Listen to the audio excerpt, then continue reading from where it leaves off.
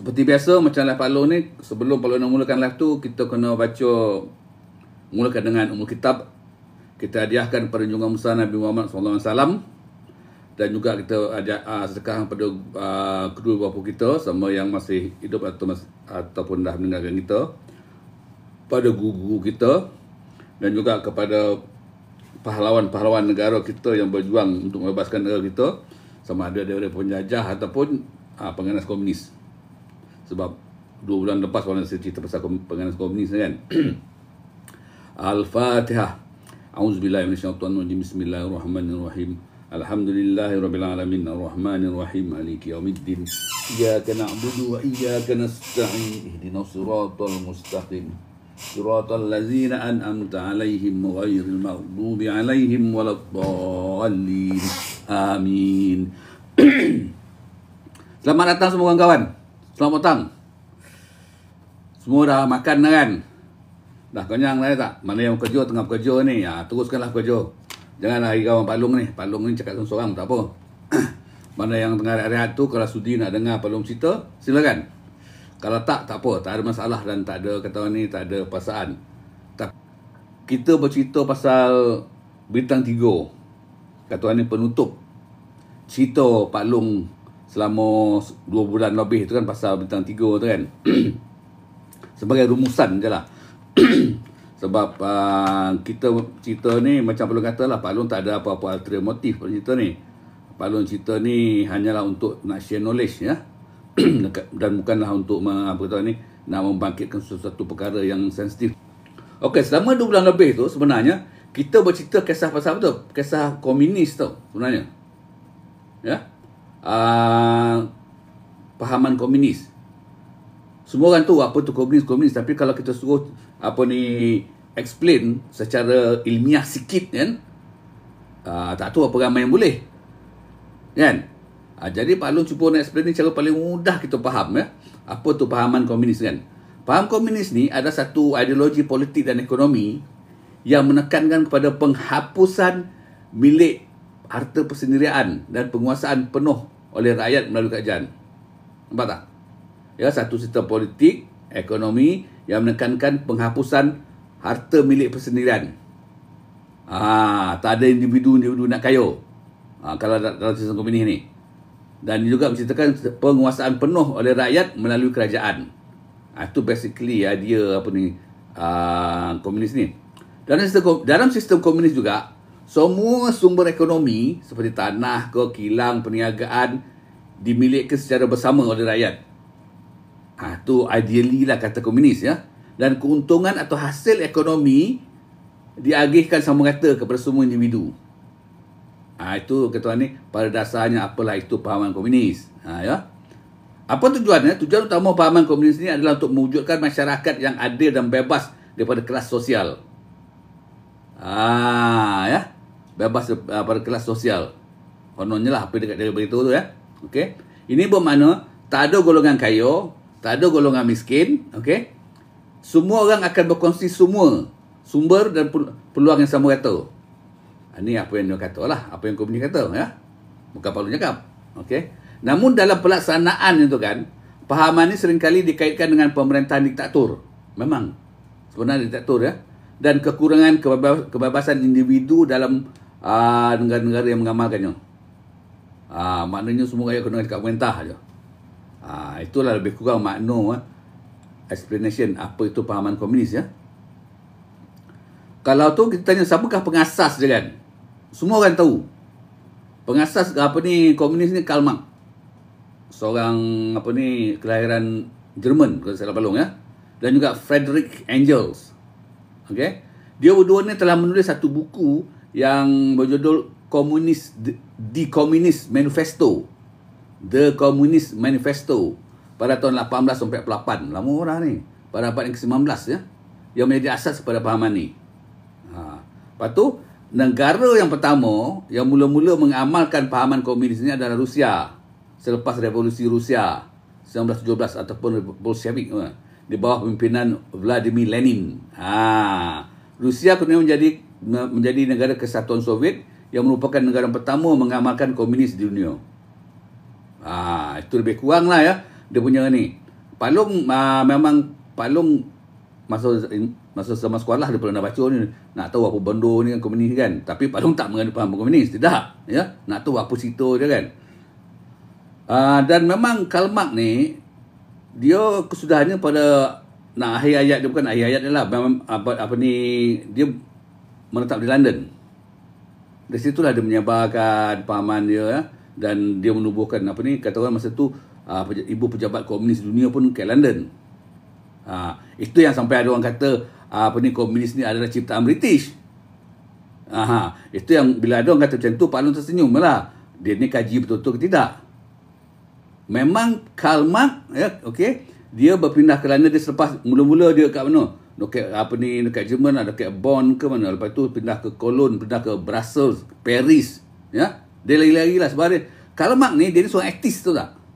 Dia tak percaya agama, tak percaya Tuhan. Karl Marx ni. Okey, itu sebab komunis mengatakan ada orang mengatakan, komunis mengatakan agama itu adalah candu rakyat. Sebab ni benda dia otak pemikiran Karl Marx dengan Friedrich Engels. Ya. Okey. Dia akhirnya dia berpindah ke London. Okey, di situlah dia meneruskan apa ni, kata orang penyebaran pahaman komunis dia.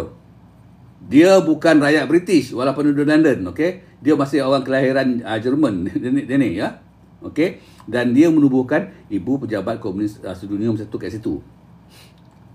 Jadi jangan sebab lantaran Karl Marx ada kat situ, lepas tu kubu Karl Marx pun ada kat situ, kat London kan, kita nak mengatakan pahaman komunis berasal daripada apa ni, pada British London ataupun ciptaan British. Salah tu bang. Abang tak baca fakta betul-betul tu. Senang betul pada orang yang kata macam tu lah. Abang baca fakta betul-betul. Kaji pada mula awal perjalanan tu, kehidupan Karl Marx, ya, dan juga kehidupan kawan macam Friedrich Engels semua tu. Waalaikumsalam kepada Pak Nur. Kaji betul-betul apa perjalanan dia, apa pahaman dia, di mana dia mula mencipta pahaman komunis tu, berdasarkan apa. Kena kaji tu. Tengok berdasarkan pahaman apa, macam mana dia boleh, sudahnya okey ni komunis, macam mana apa dia boleh menulis apa ni, The Communist Manifesto, Das Kapital semua tu kan. Kita kena kaji. Lepas tu tengok perjalanan hidupan dia, kerjaya dia. Dia ke mana-mana, dia pindah rendah, dan akhirnya sampai ke London.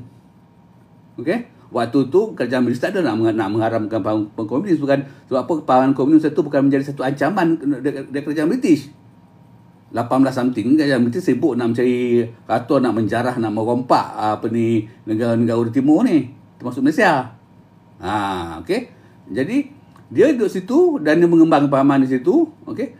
Dan untuk pengetahuan kawan, tak ramai orang British yang menganut apa ni pahaman komunis. Tak ramai. Ya. Walaupun dia berjabat di situ dan dia mati kat situ. Jadi kepada kawan-kawan Pak Long yang mengatakan komunis ni adalah ciptaan British, sorry brother, I agree to disagree. Bagi saya anda salah. Anda baca dulu, buat kajian betul-betul dulu, barulah boleh mengatakan British ini adalah barulah boleh katakan komunis ini ciptaan British. Kalaulah komunis itu ciptaan British, sekarang ni dah panggil Republik Komunis British lah. Republik Komunis England lah.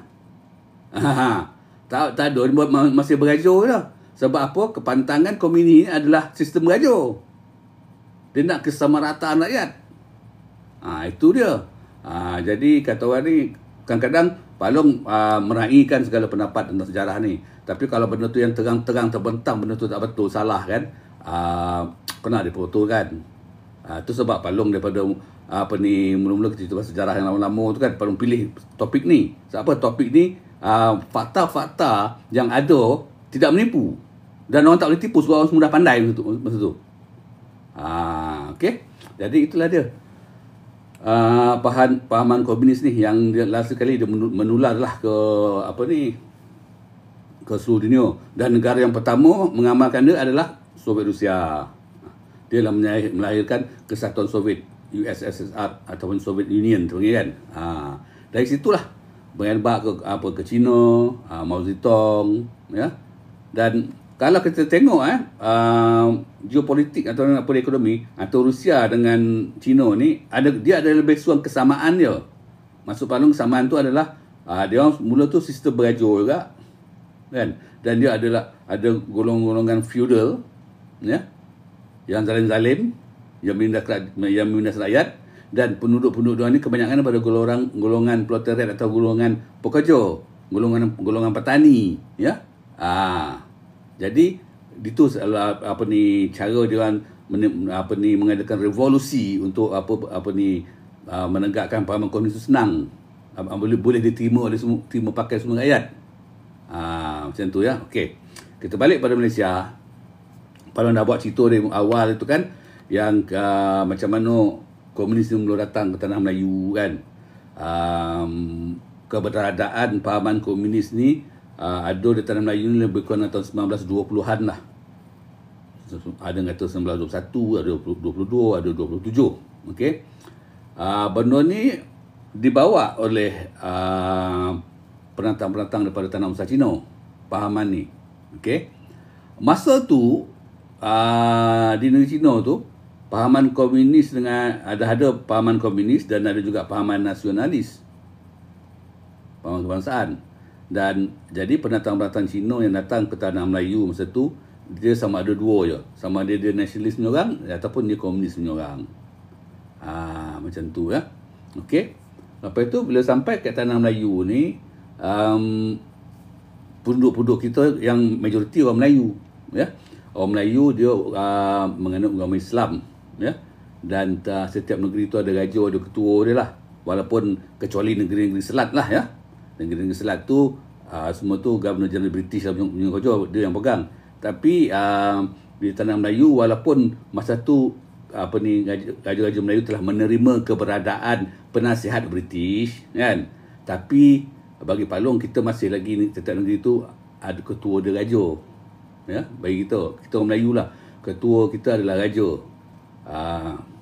Jadi kita berpegang kita tetap hormat dan tidak mendurhaka kepada raja kita, dan kita juga beragama Islam. Dan orang Melayu ni terkenal dengan keimanan dia kuat berpegang kepada agama Islam. Jadi bukan mudahlah kalau sesuatu benda baru yang nak masuk ke tanah Melayu ni, yang cuba mengasingkan Melayu pada Islam. Tak mudah, ya. Secara kata orang ni, adat dia di tanah Melayu ni, bangsa Melayu agama di Islam lah. Nak pada tahun-tahun abad kedatangan masa awal tahun 1900 kan, atau sebelumnya, Melayu adalah Islam.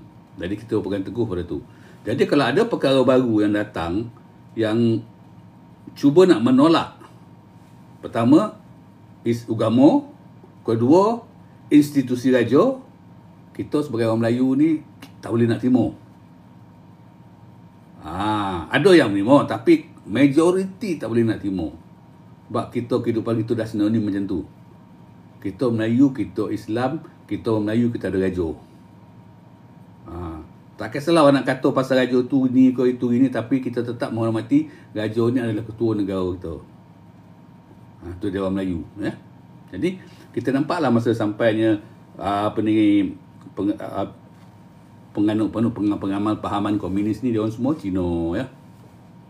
Dan masa tu pun walaupun dia orang datang ni kan, dia dah ada yang di bawah parti komunis Cina datang ni kan, dan ni nasionalis Cina.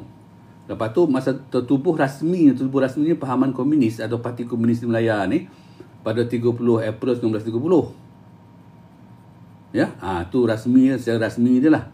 Okey. Jadi bila tertubuh tu, sebab apa? Yang bawa tu kaum Cina, jadi majoriti dia punya ahli-ahli tu adalah Cina. Walaupun Universiti Usul Agong yang pertama tu siapa nama Joseph bukan Cina, Joseph Dicro apalah itu paling rasa orang Rapah ke, saya ni pun tak tahu orang malam. Lepas itu Loitek tu Cina lah. Lepas tu Cimpeng kan. Okey.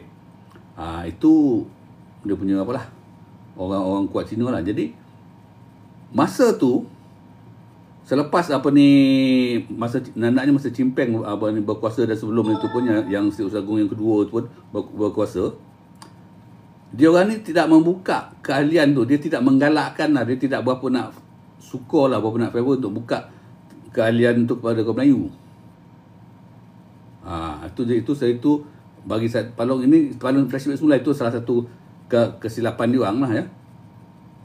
Dia orang nak benda ni didominasi oleh kaum Cina, dan mereka macam Palong kata tu, dia orang baca cerita nak menubuhkan Republik Komunis Soviet Tanah Melayu. Masa tahun 1930 dia orang ni masih berkiblat ke Soviet Union lagi. Ya. Dia di bawah Komintern International Communist lah, yang markas di Moskow. Dia masih di situ lagi. Okey. Jadi dia membuskan perjuangan dia kan. Cara dia nak menyebarkan dia orang punya pengaruh, nak meluaskan sayap dia orang tanah Melayu ni adalah untuk mengambil katanya sebanyak mungkin sokongan daripada kaum-kaum Cina yang ada di tanah Melayu.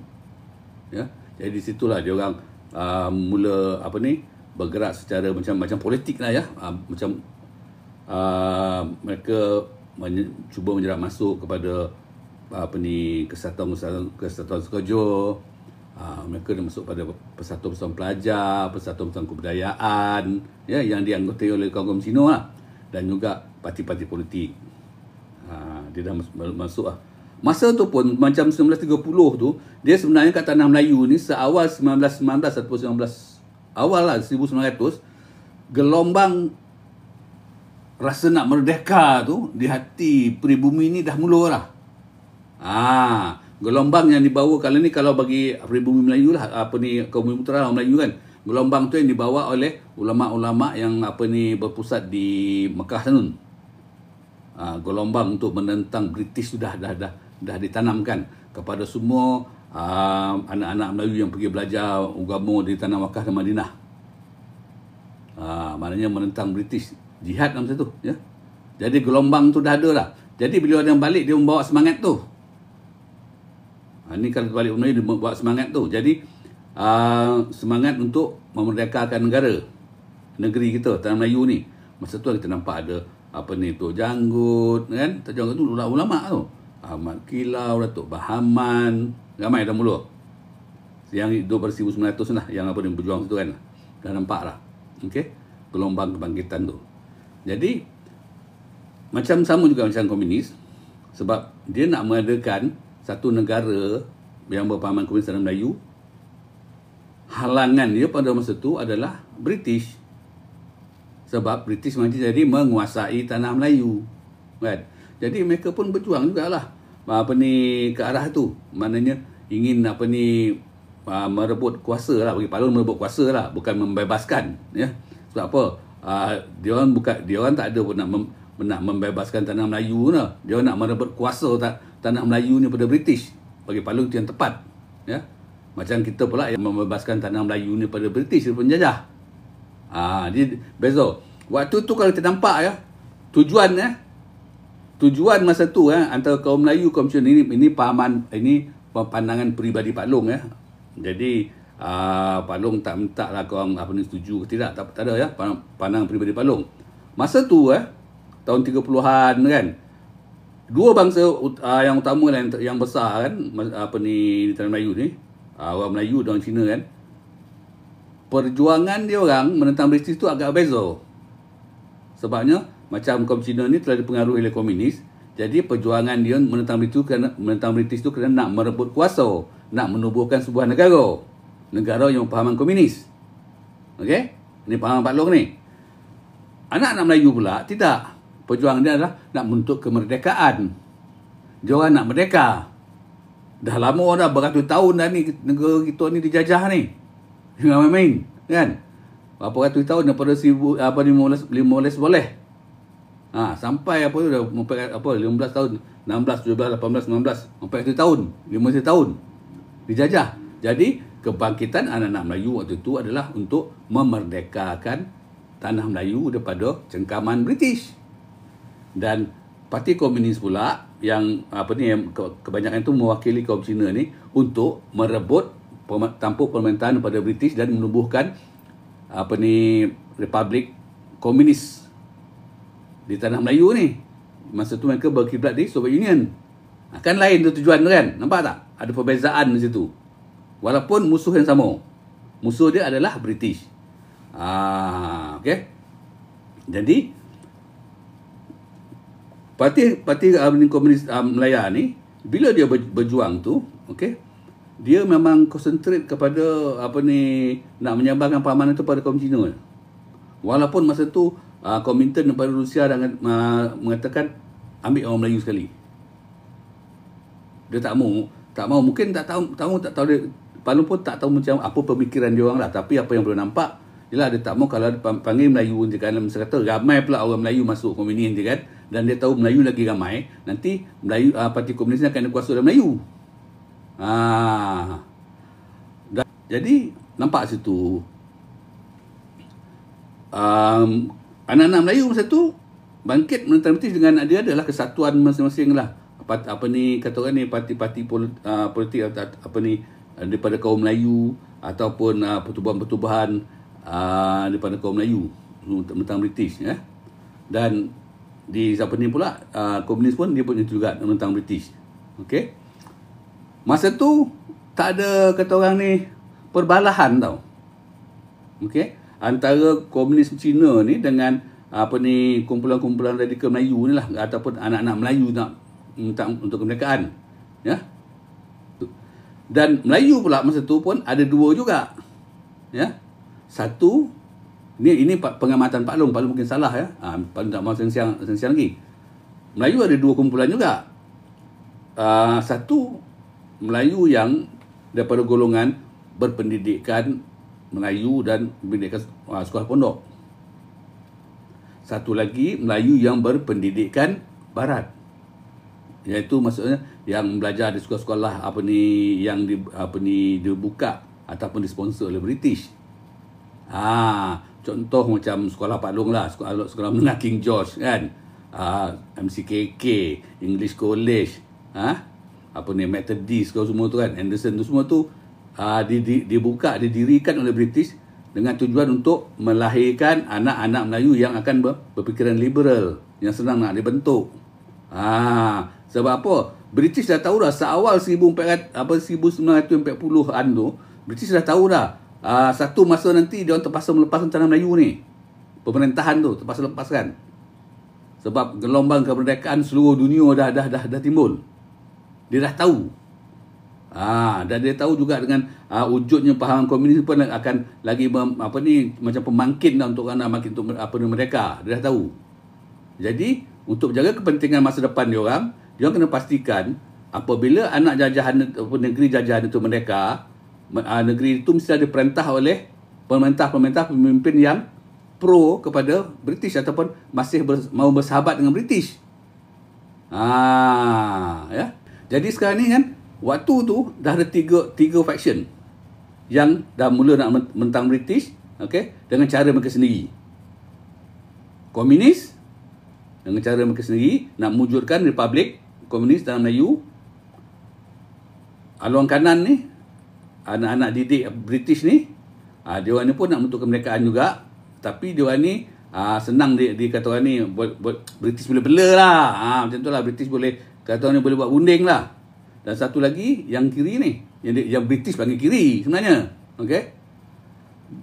Komunis kambing hitam British itu terserah pada kata orang ni pandangan masing-masing. Ya. Sebab apa kita kena fikir, komunis ni, pergerakan komunis ni bukan pergerakan yang berbentuk kawasan, tidak. Ini global tau. Wujudnya parti komunis Melaya ni pun atas kata orang ni dibuat atau di inisiatif daripada Kuomintern Soviet Union. Kita kena baca fakta tu. Kita kena tahu. Dia orang datang sini. Okey? Kambing hitam tu mungkin ada satu sudut komunis tu kambing hitam, satu sudut tu tidak. Ini pandangan Pak Long kan. Jadi tiga ni. Semua nak melawan British. Okey? Sebab apa? Parti Komunis Melaya atas arahan Kuomintern di Soviet Union untuk mengadakan republik. Okey, pada cerita pada macam itu, kenapa Parti Komunis Melaya ada di sini? Okey, wujud di sini. Okey, dengar ya. Selepas Perang Dunia Kedua, ada dua blok. Satu blok barat, satu blok timur. Okey? Blok barat ni diketuai oleh British, Amerika, Perancis, semua tu. Okey? Blok Timur ni, Soviet Union, ketua dia. Diikuti oleh China, Poland, apa ni belah timur tu lah, okey.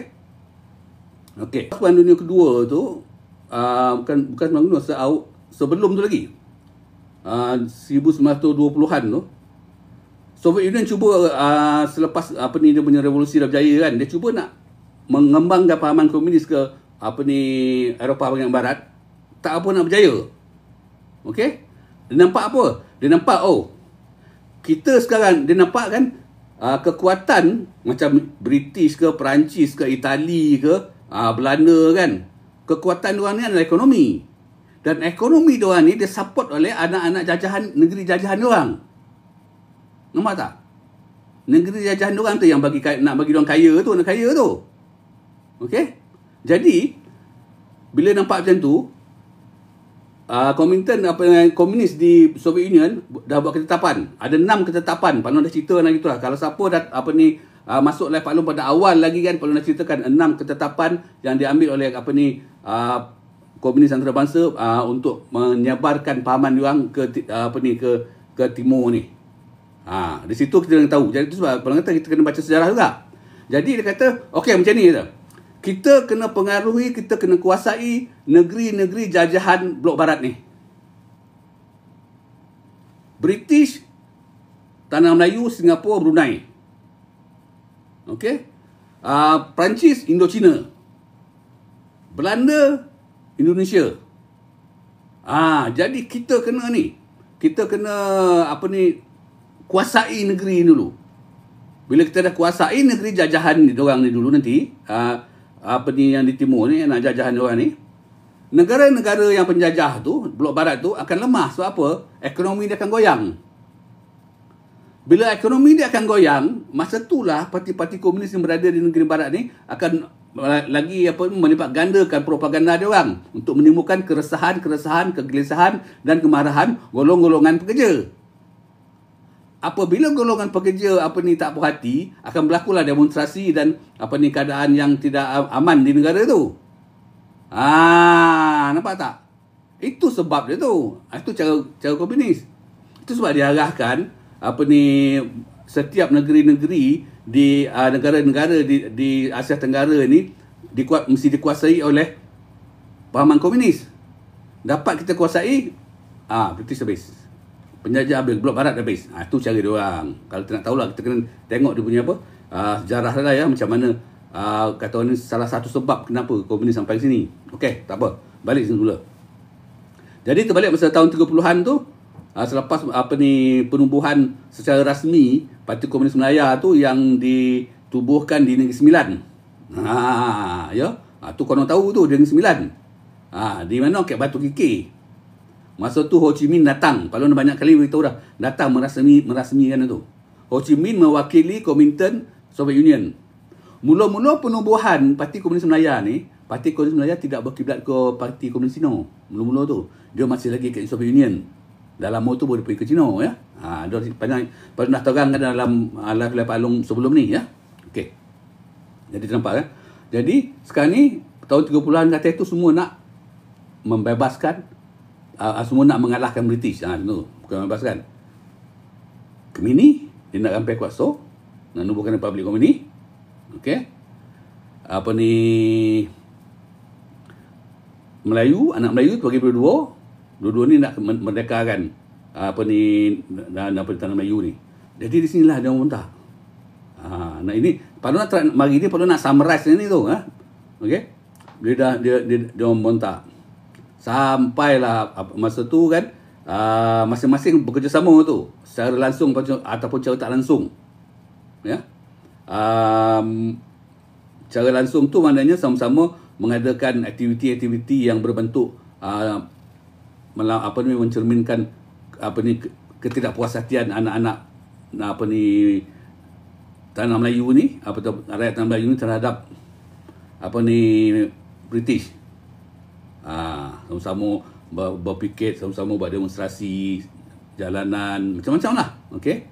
Tu, lepas tu, yang cara tak langsung pula tu, komunis pun sedar, okey lah. Dia secara perlahan-lahan dia cuba nak mempengaruhi orang Melayu juga dengan idea komunis ni. Tapi agak susah sikit lah. Dan tapi dia buat pun tak ada lah nak buat secara ni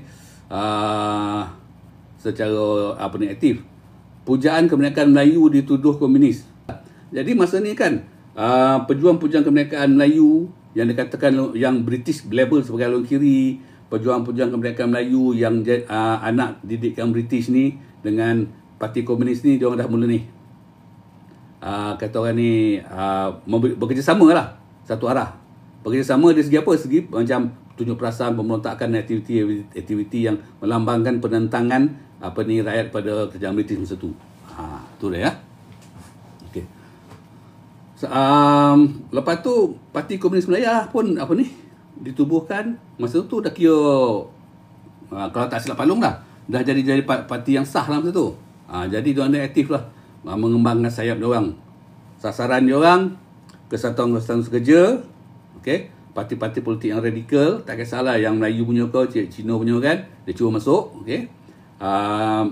Pertubuhan beliau masa tu dia punya konsentrasi kebanyakannya kepada yang kaum-kaum Cina lah, ya. Pekerja-pekerja ladang, petani-petani, semua tu.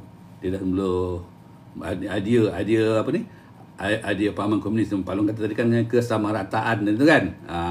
Mana tak ada kelas bawah, kelas atas, atasan, macam tu lah semua tu, ya. Okey. Jadi di situlah sampai satu kemuncak tu kan, memang keadaan dah tak terkawal. British pun dah tak boleh nak kawal tu. Okey. Keadaan tu. Pam. Meletus Perang Dunia Kedua. Pung, kan. Okey. Masa meletus Perang Dunia Kedua ni, memang kaum Cina, Parti Komunis Melayu tahu kalau Jepun datang, dia orang akan jadi mangsa. Sebab dia orang ni, kata orang ni musuh tradisi dari dulu lagi. Ya. Dan waktu tu pun Jepun lagi dulu menyerang Cina daripada tanah Melayu kan. Jadi banyak yang dia orang semua lari ke sini. Jadi dia tahu tak apa tidak, dia orang kena berjuang, kena menentang Jepun. Okey. Dan kita pula Melayu pula, kita masa perang Jepun tu kita bangkit berjuang atas nama untuk kita Melayu kena mempertahankan negara kita, negara Melayu. Kan, tanah Melayu ni. Jadi anak-anak Melayu kita masa tu Jepun datang menyerang tu, ramai menganggota askar Melayu kan. Jadi walaupun askar Melayu bertamu telah tubuhkan, askar Melayu tubuhkan tu kan. Walaupun banyak orang kata, orang mengutuk lah, dia kata askar Melayu masa tu kerja dengan British. Yalah, tapi nak buat macam mana? Masa tu memang British dalam ni berkuasa. Tapi bila masuk perang Jepun tu, kita menentang kedatangan Jepun. Okey. Tapi masa tu memang tak kata apa-apa, memang British berada kat dalam lemah, walaupun dia confident dia boleh mengalahkan Jepun, dia silap, dia kalah, sampailah Jepun menguasai tanah Melayu ni. Bila Jepun menguasai tanah Melayu ni, sasaran utama askar-askar Jepun ni kaum Cina. Dia memang dendam tu kaum Cina. Macam Abang kata ada musuh tradisi, ya. Teruk tu yang teruk, dia orang diseksa dan dia apa semua tu. Okey. Jadi tertubuhlah MPAJA. Kan MPAJA ni adalah kata orang ni angkatan bersenjata yang dipelopori ataupun yang dipelopori oleh kaum Cina tanah Melayu ni. Masa tu MPAJA kita kena ingat bukan komunis saja. Anggota MPAJA masa tu adalah mereka yang parti berpahaman komunis, Parti Komunis Melayu, dan juga mereka yang berpahaman nasionalis. Itu kita ingat, ya. Berpahaman nasionalis ni Komintang lah. Dan Palung backtrack semula, perintis kedatangan Parti Komunis Melayu ni adalah daripada Komintang nasionalis. Dia orang dulu sampai ke tanah Melayu. Lepas tu di China pula ada macam, masa tu dia ada macam pact kerjasama kan. Sebab mungkin masa tu dia menentang kerajaan masa tu. Okey. Pact kerjasama, jadi dia bersatu. Jadi dia nak bersatu kat China untuk menentang kerajaan masa tu. Dan bila komunis datang ke tanah Melayu ni, dia bersatu dengan Komintang. Dia bersatu tu dia tak ikhlas. Walau macam mana pun dia nak pastikan komunis akan naik nanti. Okey. Jadi balik pada MPAJA ni, itulah anggota dia, ya. Anggota MPAJA itu terdiri pada majoriti memang orang Cina lah. Parti Komunis dan Parti Komintang. Okey. Lepas tu bila tanah Melayu dah habis pengetahuan, ada separuh tu yang askar British tak sempat lagi tu, dia masuk hutan, dia dia kata orang ni stay behind the enemy line kan, dia berjuang itu. Dan kita ada pun anak Melayu kita pun sama berjuang juga. Lepas tu yang dia tubuhkan Force 136, lepas tu dia bekerjasama dengan PJA untuk menentang Jepun secara gerila. PKM tu anak didik British, memanglah dia bukan anak didik. Kalau perkataan anak didik tu tak kena. British bekerjasama dengan PKM masa tu, dengan MPAGA untuk menentang Jepun. Jadi British bagi training, tu dari situ anak didik lah tu, bagi training cara peperangan, British bagi senjata, okey. Macam tu memang dia bagi. Dia orang yang train. Tapi MPAGA pun masa tu dia pun dah ada tentera sendiri tapi tak terlatih lah. Jadi yang melatihkan ini British lah. Pegawai-pegawai British yang stay behind the enemy line tu, kalau korang baca The Jungle is Neutral, kau baca cari buku tu, ya. Nama Melayu tanpa ampun lah, kau baca dalam tu dia cerita kan, okey. Dan jadi dia latih lah untuk menentang Jepun. Tapi kena ingat, sebenarnya kan, ni apa yang fakta yang paling dapat kan, MPAGA tu pun masa Jepun berkuasa tu, dia tak adalah aktif sangat dia pandai tu, dia tak nak face to face berdepan dengan Jepun tu perang. Dia main guerrilla hit and run, dia nak pastikan casualties ataupun kemalangan jiwa ataupun kecederaan di pihak dia orang tu kurang. Jadi taklah dia beria sangat nak menentang Jepun. Okey. Dia kalau kita tengok kan, tak banyaklah cerita-cerita yang menceritakan bagaimana pertempuran yang hebat berlaku antara PAGA dengan Jepun, tak banyak. Dia main hit and run lagi. Dan masa sama pula dia pandai. Dia minta lagi, dia demand kat British, bagi senjata yang baru. Kami nak menentang ni.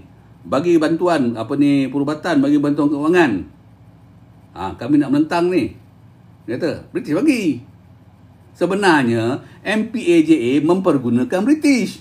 Sebab apa? MPAGA tahu nanti sekiranya berakhir perang ni, okey, kalau Jepun kalah nanti kan, British akan berkuasa. Jadi dia nak merampas kuasa dari British ni. Dia dah plan dia jauh ke depan. Jadi dia mempergunakan British.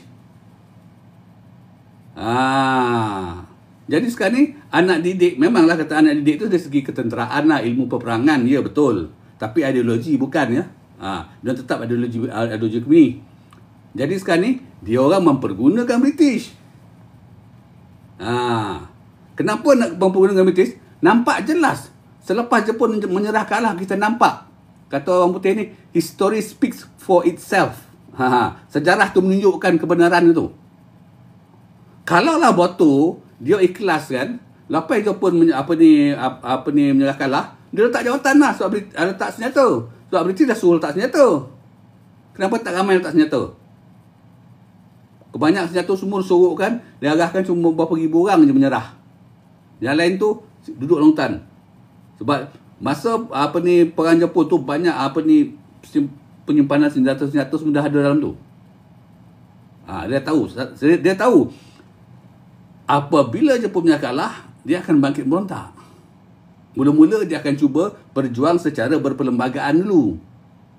Maksud berjuang secara berperlembagaan itu adalah berjuang secara politik.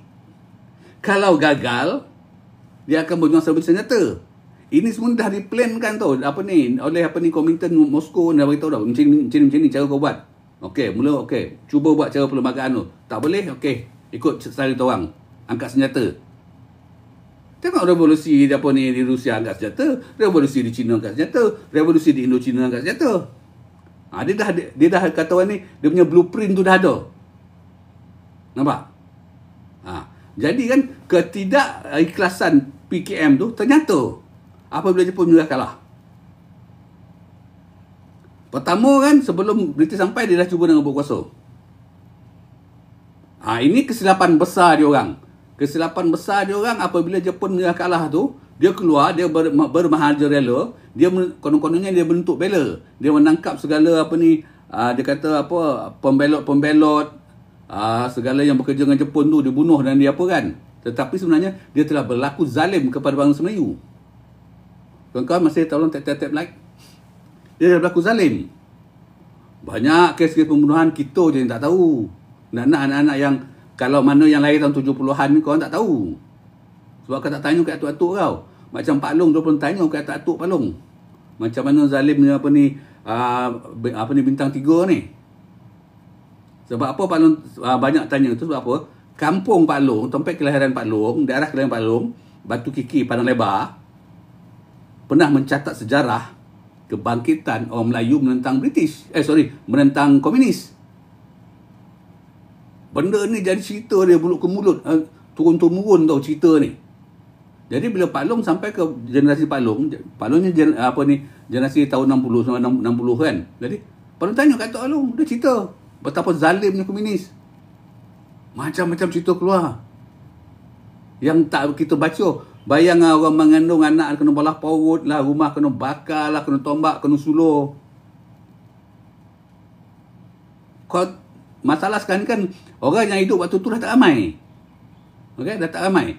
Apa yang berlaku zalim dekat Batu Pahat, dekat Muar, dekat Sungai Manik, dekat Sabak Bernam, banyak tompek seluruh tanah Melayu ni. Komunis keluar menunjukkan taring dia. Dia nak bawa kuasa. Dari situ dah nampak ketidakikhlasan dia lah. Okey. Jadi kalau kita kata komunis itu anak didik British, memanglah, tapi sebenarnya komunis itu adalah kata orang ni mempermainkan British. Itu je. Masa British sampai, British suruh punya kalah. Letak senjata. Dia letak senjata dulu tapi tak ramai. Itu adalah arahan. Okey, misal kata masa tu ada bukan 7,000 Palung tak ingat dalam 7,000 orang kan tentera dia kan. Dia suruh yang keluar tu 4,000 je ataupun 4,000-5,000 je keluar. Okey, kalau tak senjata, yang lain kau standby, duduk kat kemah-kemah kita. Standby tengok macam mana, apa yang akan jadi. Ataupun yang lain tu jangan letak senjata, okey, simpan senjata kat sunyi, keluar. Sebab apa? British pun dia tak tahu semua berapa ramai tak mengenali secara face to face siapa dia anggota MPAJA sebenarnya. Dia cuma kenal, dia kenal dalam 200-300 dia kenal lah. Okey. Tapi yang lain tu dia tak kenal. Jadi yang lain ni dia tak letak senjata, dia simpan senjata dia keluar. Sebab apa? Untuk menjalankan phase pertama dia orang, iaitu mengembangkan British secara berperlembagaan. Mengembangkan pahaman komunis secara perlembagaan. Di situlah dia gunakan tacik lama juga semula. Okey, kita kena mendekati masa, rakyatlah mendekati rakyat. Okey, cuba mengasut rakyat dan semua kan. Tetapi masa tu selepas 14 hari Jepun yang kalah tu, pada zaman Jepun lebih kurang 3,000 polis Jepun masa Melayu. Ya. Betul? Ramai polis Jepun bahasa Melayu. Itu yang dia dendam di komunis tu. Diorang ni yang banyak ditangkap, dibunuh, bawa orang hutan dan semua tu. Memang ramai. Okey. Jadi cuma silapan diorang tu lah tu menghilangkan kepercayaan orang Melayu terhadap diorang dengan menyeksa orang Melayu dengan menganiaya orang Melayu tu. Banyak Melayu kena bunuh, Tok Haji kita, Tok Lobai kita, Tok Imam kita. Semua dibunuh. Banyak kena bunuh. Seluruh Semenanjung dia buat. Jadi orang Melayu dah berdendam, dia tak suka lah. Macam ni kau kemini. Tengku Abdul Rahman dalam sejarah Abdul Hamid 2 kali ke 3 kali bagi peluang untuk komunis menyerah diri. Pertama masa dia 2 kali. Masa dia mula-mula jadi ketua menteri. Masa dia masa dia mula jadi ketua menteri kan, dia open selepas pengembalian dia open, okey. Menyerah diri. Dia tak suruh tak senjata. Dia kata, hang nak okey, aku bagi pengampunan, hang kena menyerah diri. Menyerah diri, bukan tak senjata, menyerah diri. Dia tak nak. Tahun 1997, lagi sekali tuanku bagi 3 bulan untuk anggota komunis lautan tu menyerah diri. Dia tak nak. Sebab apa? Dia tak nak menyerah diri, dia nak merampas negara. Jadi kita nampak lah kan ketidakikhlasan dia tu. Masa British, oh sama main kita hapus ke British, kita apa ke British. Kita halau British pada tanah Melayu ni. Pak-pak bila British pergi, kan? Dah mereka, Tengku Rahman kata, meh, kita punya musuh utama kita sudah habis dah, dah lari dah ni. Meh, keluar. Ajak sama-sama. Diorang tak nak. Sebab apa? Tujuan utama dia nak menubuhkan Republik Komunis. Itu cerita dia. Okey. Ya. Kalau kita nak tahulah, dia macam tu lah. Itulah timbul dia sampai ke muncak apa ni? Okey, masa British ke muncak perjuangan perentangan dia orang tu tahun 1948. 1948 ni masa tu dia orang plan nak mengadakan tunjuk perasaan seluruh tanah Melayu masa tu. Dia dah plan. Okey, dia dah berjaya menghasut semua kesatuan sekerja, parti-parti politik, sama ada parti politik yang dipelopori oleh bangsa orang Cina ataupun orang Melayu, okey. Pertubuhan beliau semualah dah berjaya lah. Okey, dah plan dah ni, bagus dah ni. Masa tu dia orang dengan parti orang Melayu kan, memang kata orang ni hand in hand lah, bekerjasama lah, kecuali yang geng-geng Tengku Rahman tak lah. Geng Tengku Rahman ni dia masih pada British lagi. Walaupun dia menentang British, tapi dia dengan cara dia orang lah. Kita tak boleh kata apalah. Okay? Jadi, benda tu tak berjaya sebab dapat dikesan oleh kerajaan British masa tu. Masa tu yang penangkapan besar-besaran seluruh tanah Melayu dia buat tu. Bila penangkapan besar-besaran seluruh tanah Melayu dia buat, dia nak pergi mana? Nak biar orang tangkap ke nak lari?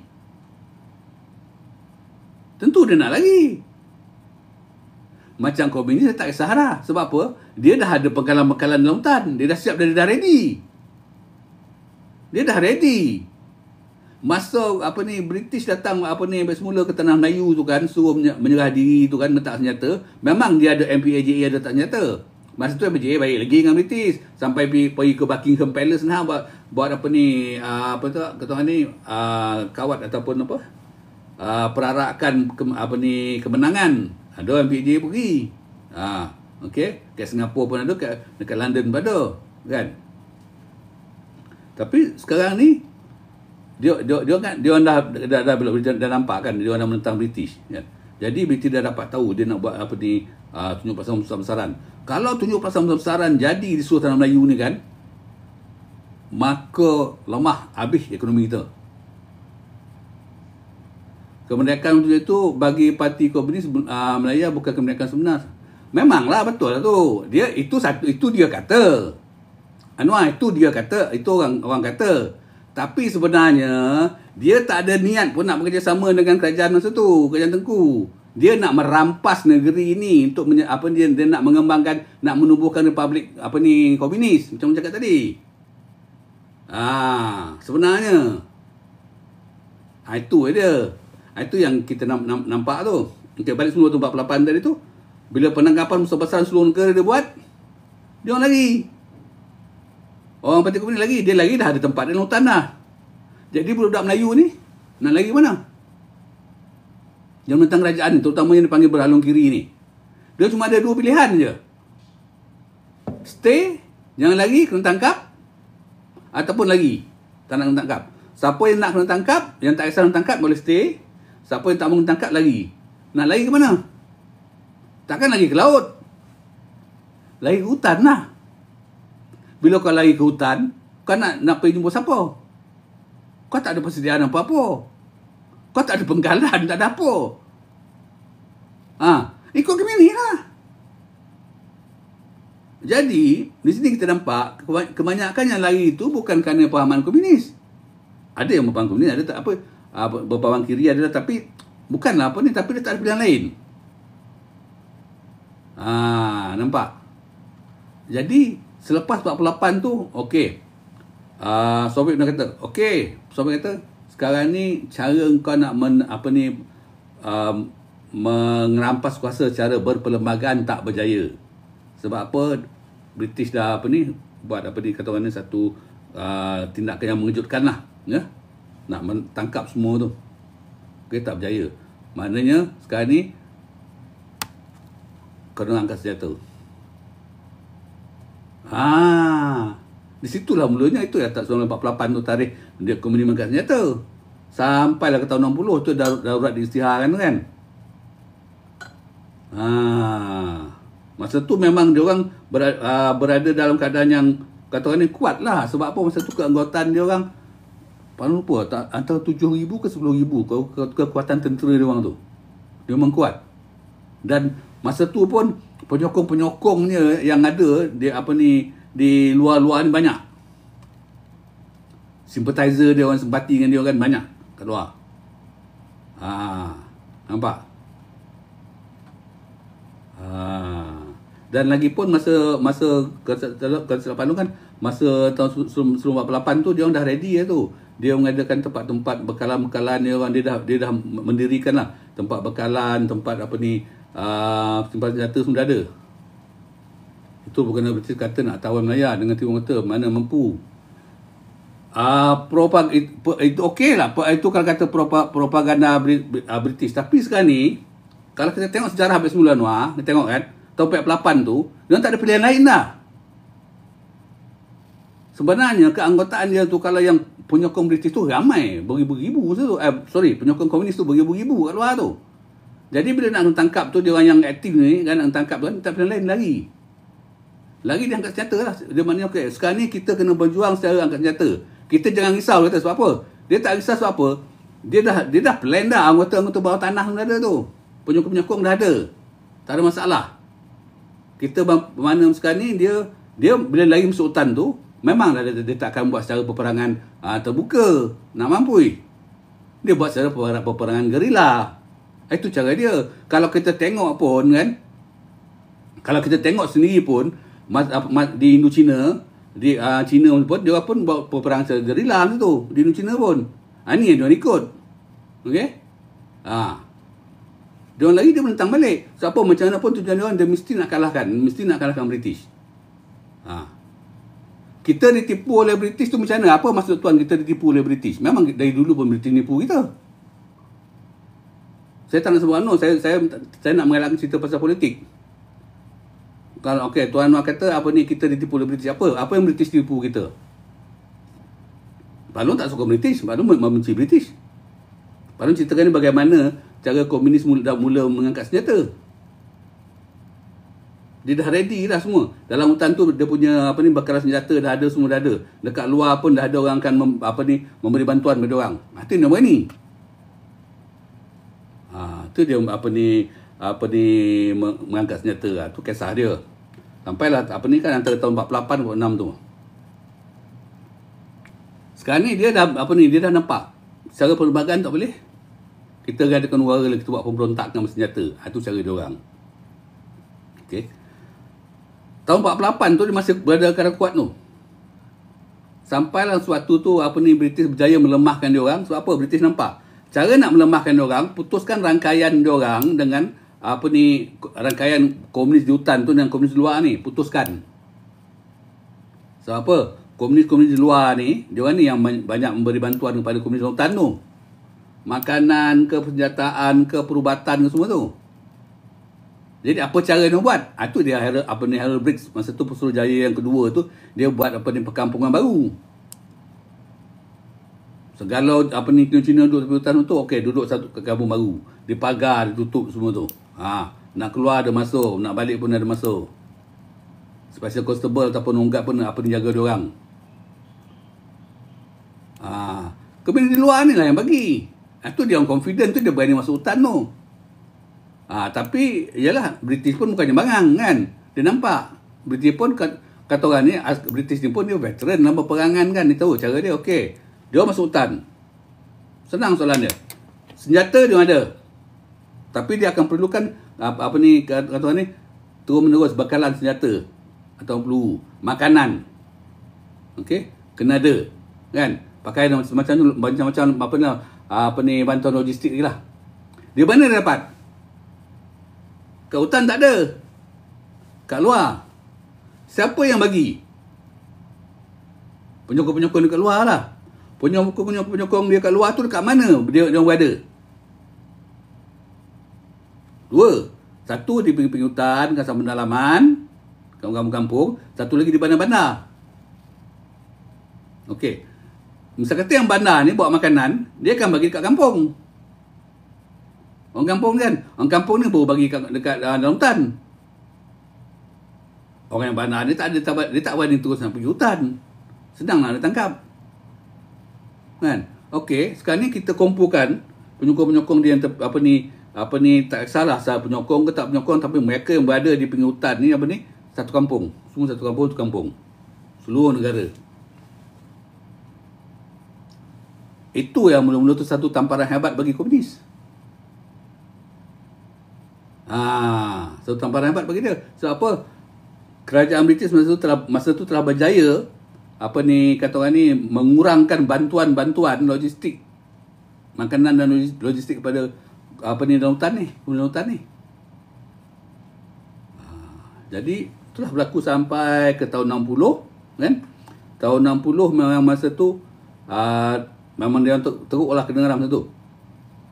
Sampai masa tahun 57 kita merdeka. Macam lu kata tadi, sekali lagi Tengku bagi peluang untuk diorang menyerah diri. Tengku kata, okey sekarang ni kau orang nak menentang British kan? Okey, British dah lari. British dah keluar dah. Kita dah mentah, mai keluar. Berjuang cara apalah seaman di luar kan. Tengku offer. Tapi dengan syarat Tengku kata, kau menyerah diri. Kedua, kau tak boleh tubuhkan Parti Komunis Malaya. Tubuhlah parti lain ke apa nak buat kan. Tapi dia tak mau. Sebab dia dah bertekad kedatangan dia orang Tanah Melayu ni untuk mewujudkan Republik Komunis di Tanah Melayu. Nampak? Jadi Tengku pun takkan sebagai ketua kerajaan takkan nak biarkan aku dah bagi hampa 3 bulan untuk menyerah diri, hampa tak mau, terpaksa terlawan lah. Terlawan lah. Memang kalau kita tengok kalau dari statistik lah, kata orang ni casualties ataupun kita panggil kemalangan jiwa dan kecederaan antara komunis dengan pasukan selamatan di segi number, pasukan selamatan lagi tinggi. Tapi bukan nak kata kesilapan, tak, bukan kesilapan, tapi memang keadaan macam tu lah. Apa pasukan selamatan kita masuk dalam cari search and destroy.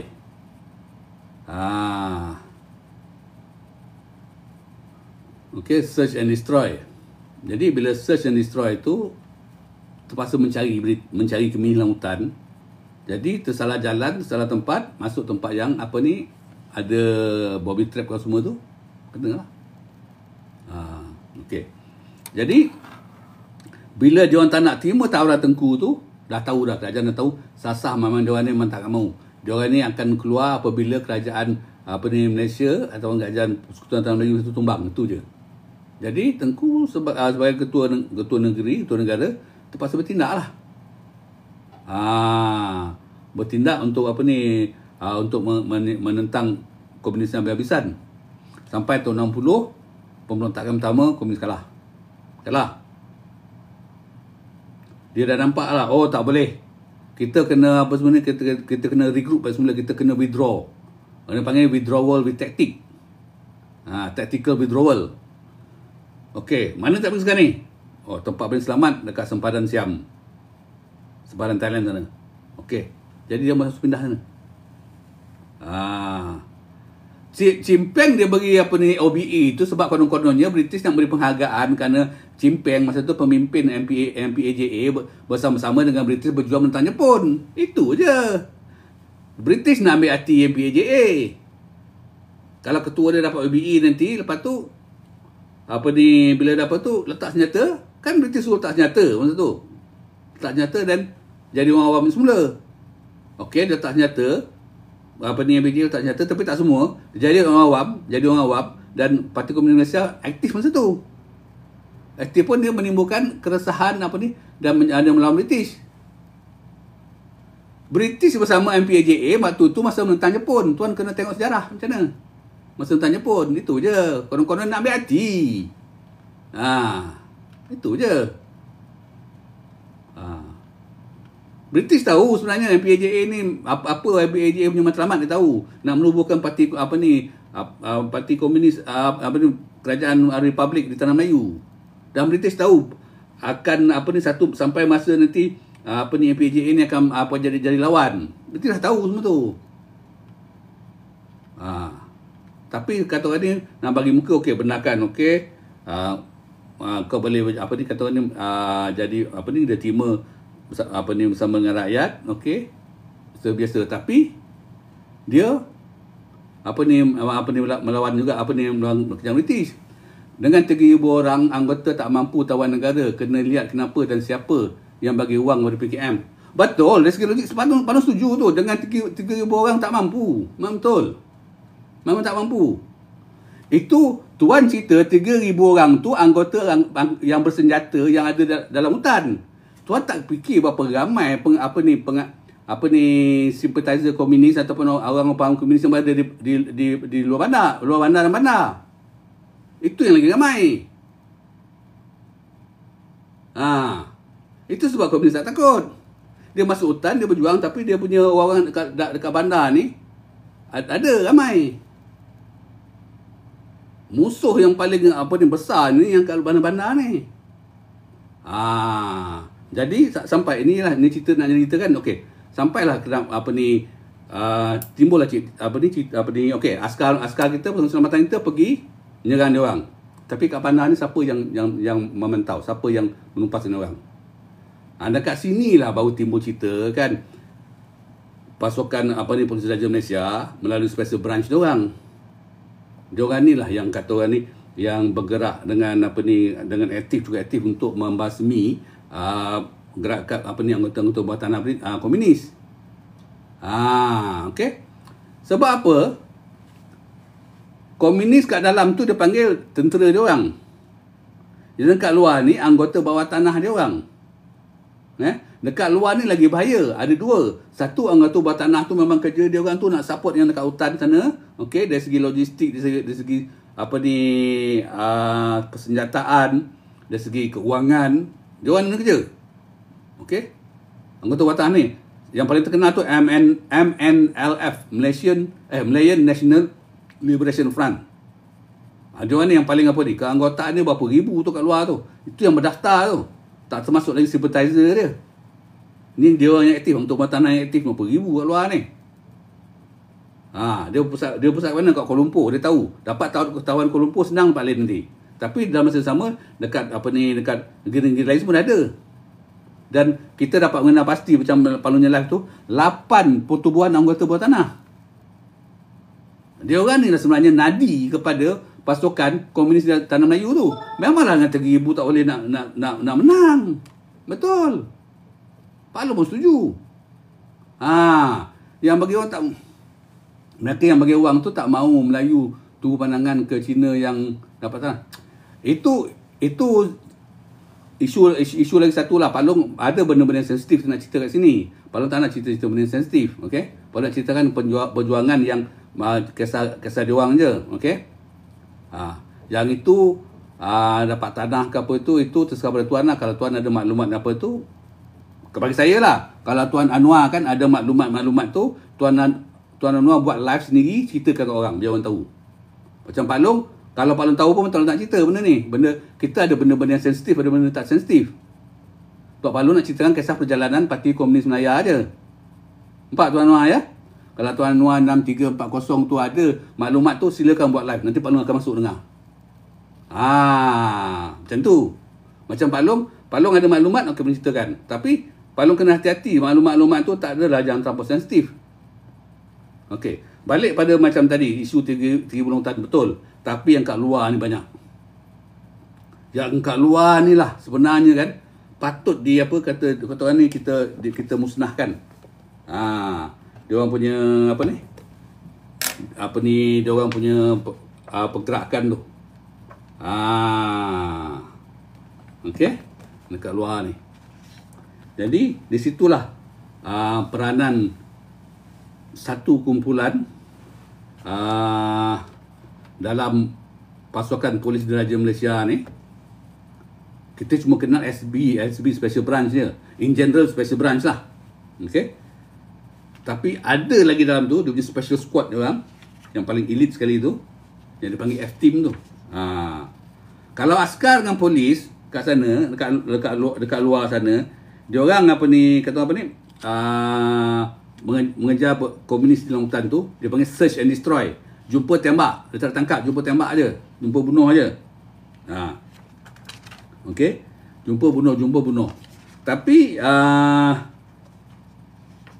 special branch, khususnya F-team ni, dia tak macam tu. Kerja dia kena pasti tangkap.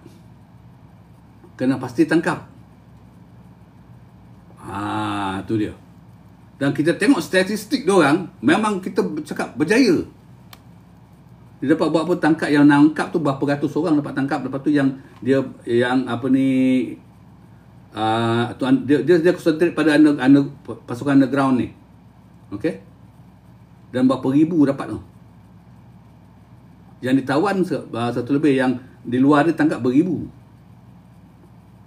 Dia orang nak berjaya mengenal pasti anggota-anggota bawah tanah komunis ni. Dengan dia berjaya mengenal pasti anggota bawah tanah komunis ni, dia buat tangkapan.